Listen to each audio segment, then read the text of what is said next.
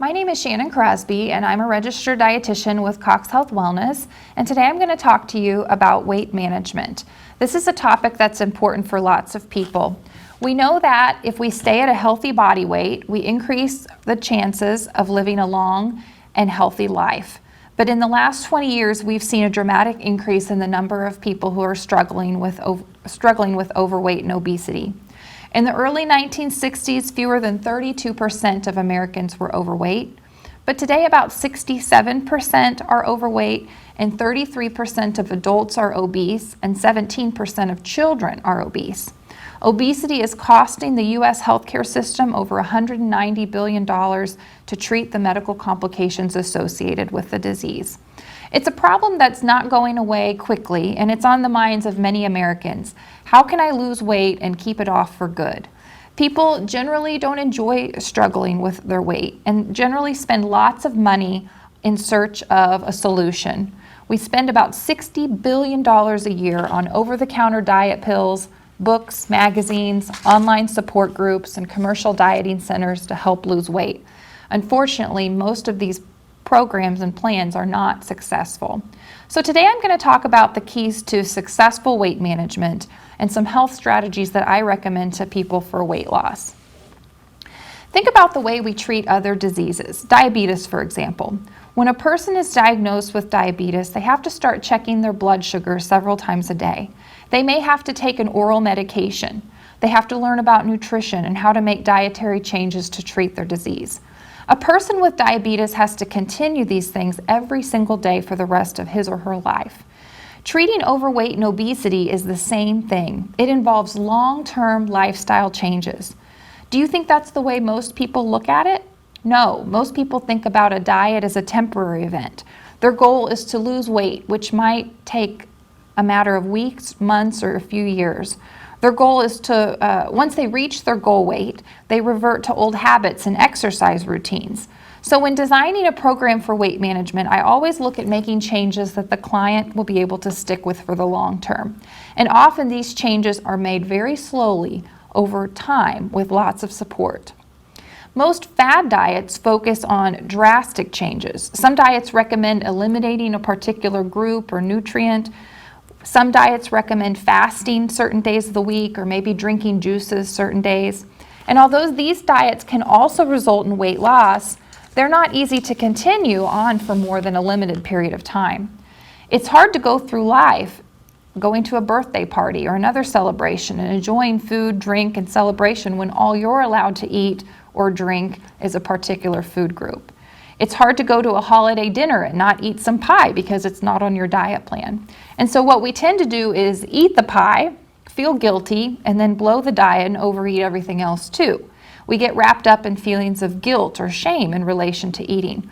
And this isn't a good way to live life. It'd be so much nicer if you can enjoy holidays and celebrations and special occasions, the foods that go along with it, without feeling guilty about eating a variety of delicious foods. It's possible to enjoy food and eating and still maintain a healthy weight.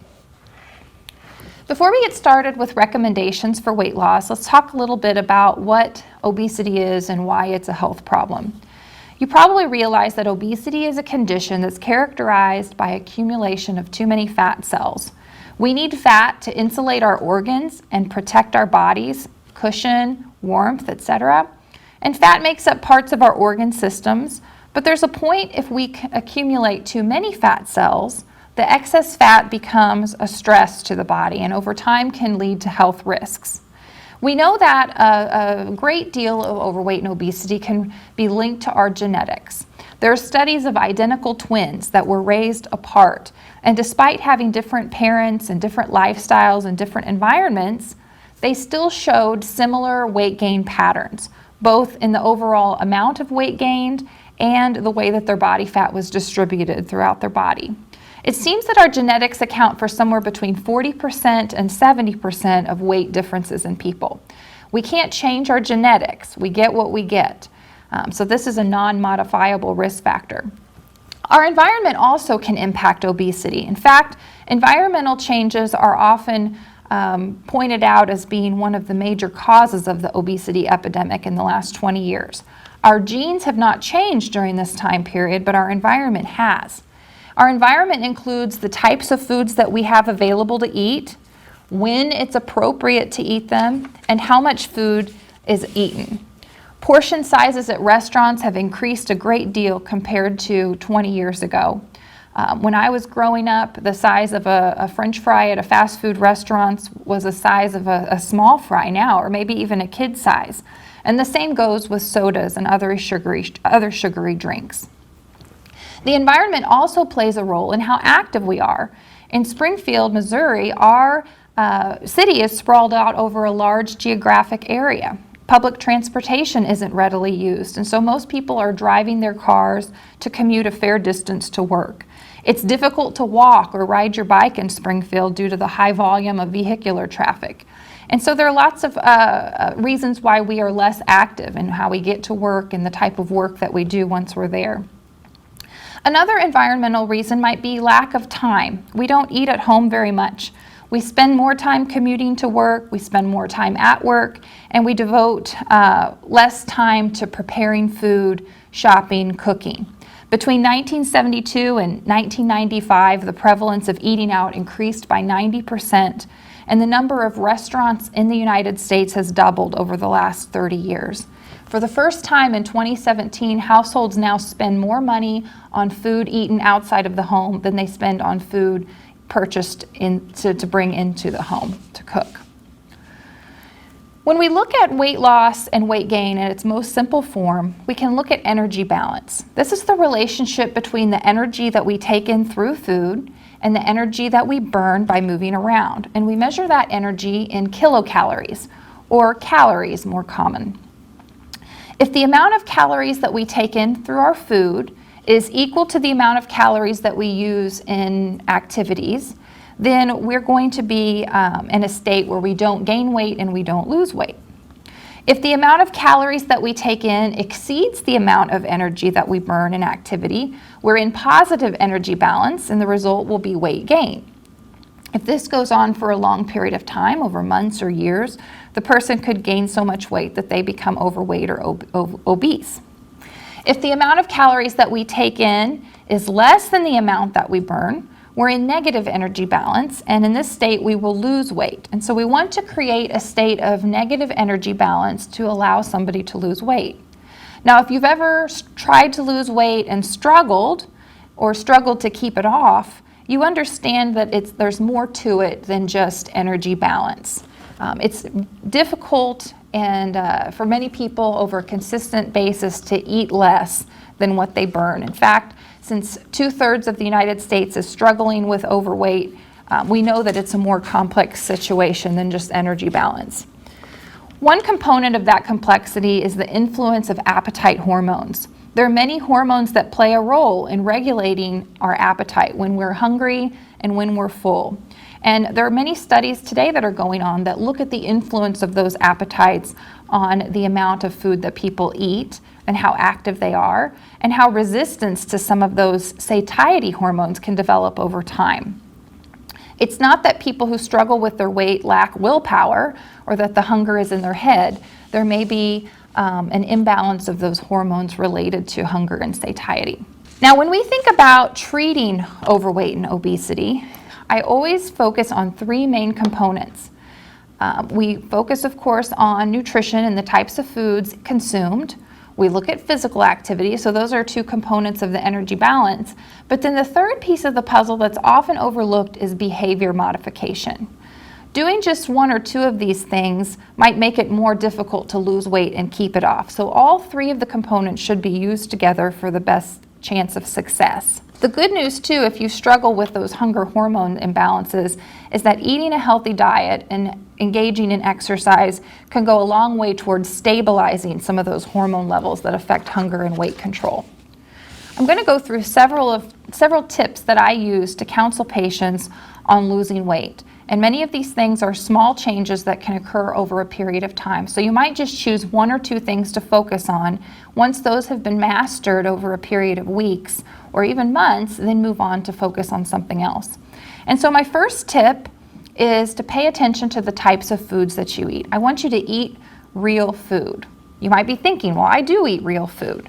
But real food looks like this picture. These foods are fresh.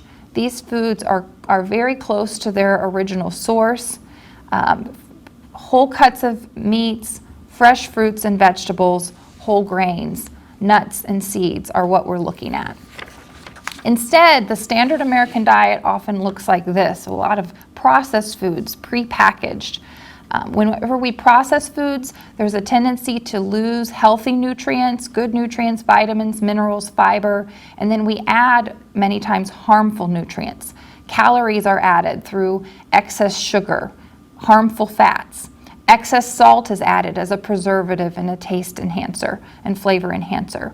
And so we end up with what we see today, the standard American diet, where we have an overabundance of energy available to us from food, but the foods that we're consuming are very low in fiber, vitamins, and minerals, and other healthful components of food as well.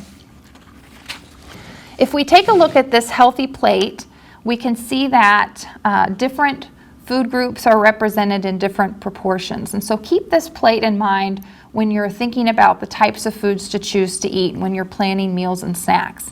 Half of the plate is made up of non-starchy vegetables, and so this really should be the basis of your diet.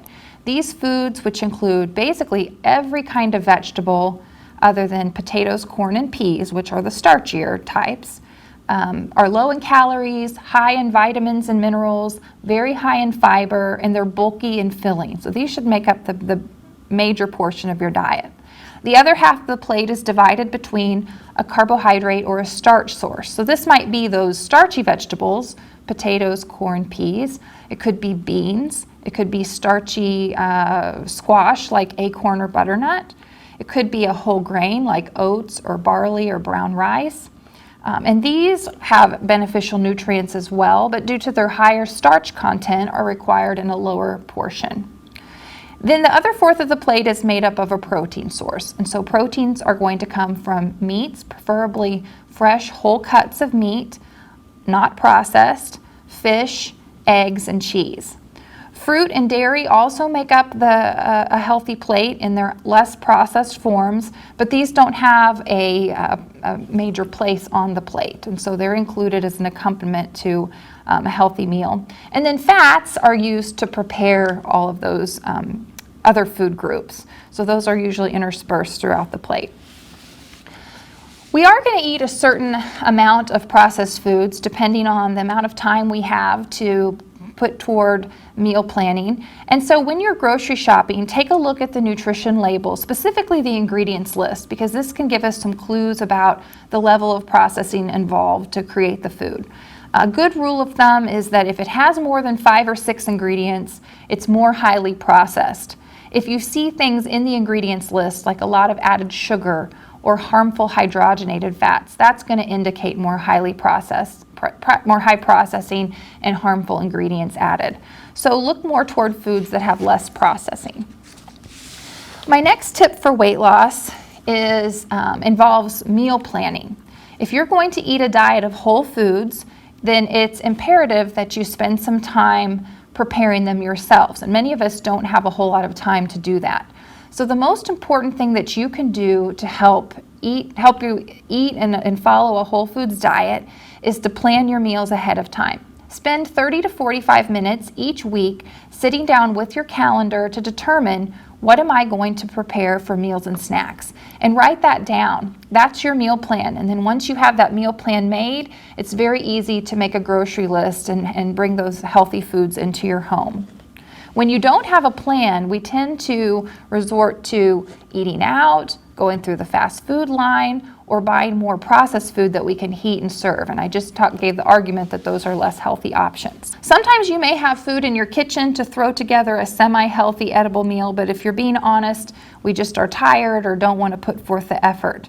And so my recommendation is to have at least 3 meals that have very quick preparation time and very simple preparation time. Have the ingredients for those meals in your pantry at all times. And that way, if you don't feel like cooking, you can throw that together for a quick meal. For example, a stir fry might be a good example. If you have a protein, and some frozen vegetables and some soy sauce and things to put together a quick sauce for the stir fry. You can literally put that together in 15 minutes and have it cooked and ready to go. This will be better than using something frozen and prepackaged or going to a restaurant or fast food. For lunches, make your lunch the night before when you're preparing dinner so that you don't have to clean the kitchen twice, and then you have everything ready to go in the morning when you have less time before work. If you have a really busy schedule and you have lots of activities after work where dinner is difficult, think about maybe using your crock pot, freezing extra food when you do have time to cook so that you make your own convenience meals, your own TV dinners, or even packing a cooler to take with you if you're going to be out and about.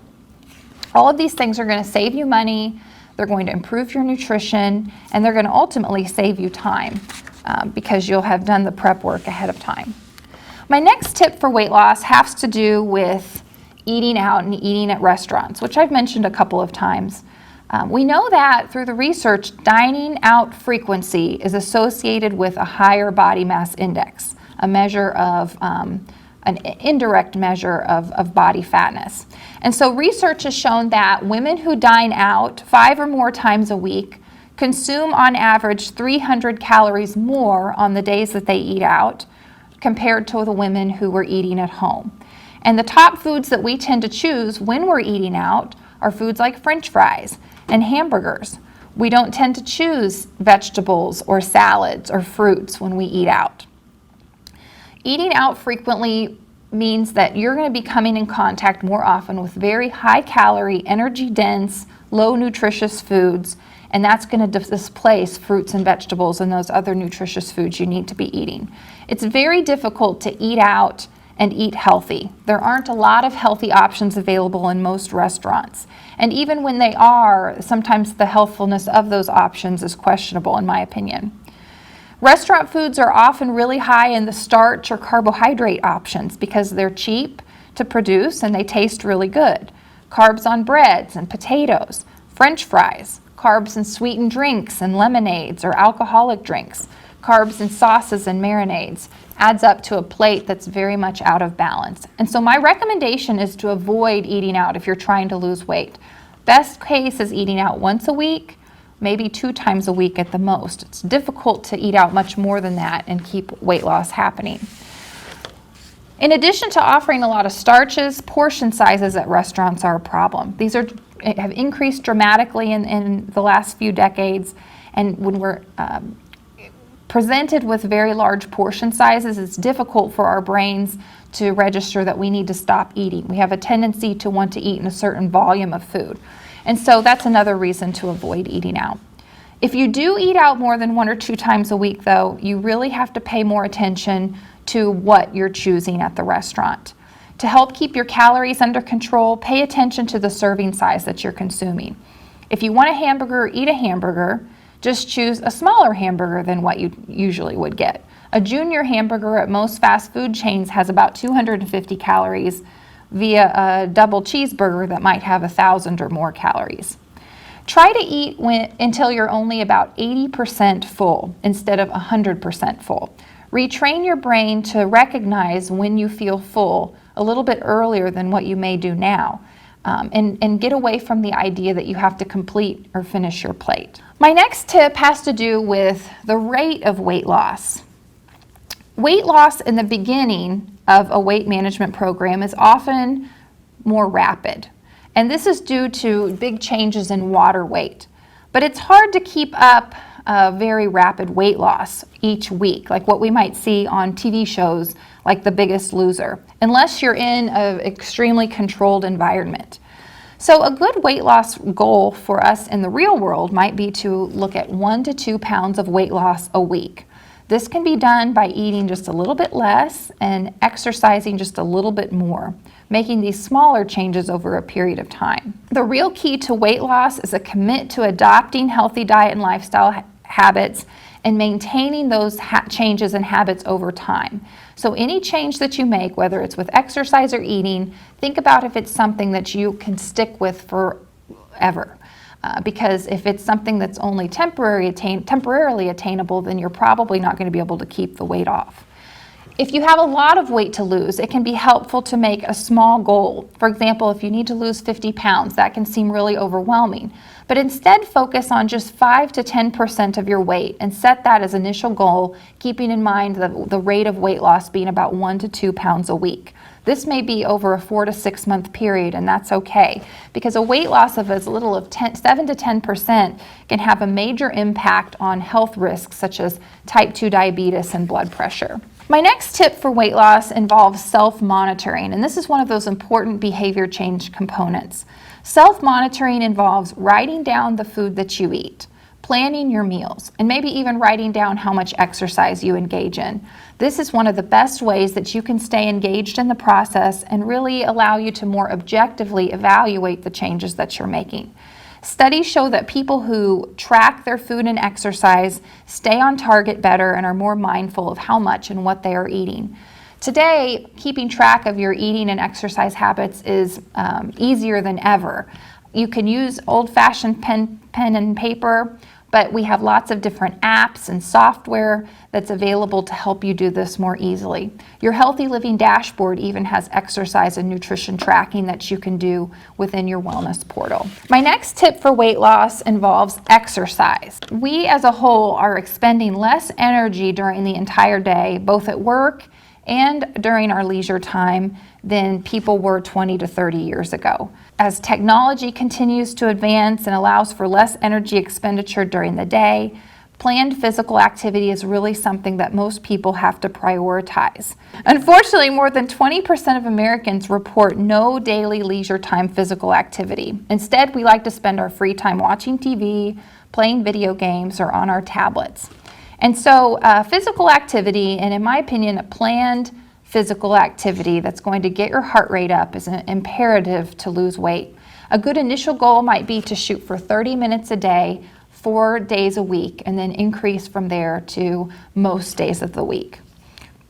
This is not only going to help you with weight loss, but it also helps regulate blood glucose, decrease blood pressure, improve the way that we utilize insulin and fats to help our cholesterol levels as well. The last tip for weight loss is to focus on the big picture. And so this involves maintenance.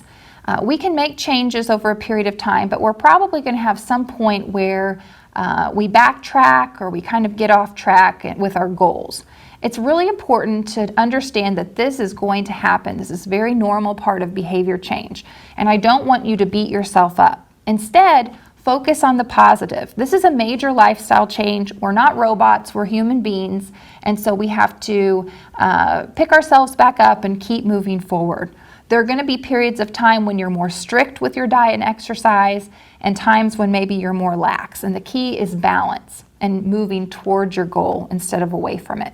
So if you find that you have backtracked a little bit or regressed in your behavior, now focus on the next meal or the next day. What are you going to do for exercise? What are you going to do for healthy meals? And just focus on it in that small picture of tomorrow instead of thinking about the big picture and how much overall weight you want to lose. Setting reasonable goals that are doable today and sticking with them is the best way that people can lose weight and keep it off. If you've gotten off track with writing down your food and exercise, then just make that a goal to commit to getting back into the habit of doing that again, instead of getting overwhelmed with all the changes that need to be made. Thank you for your attention today.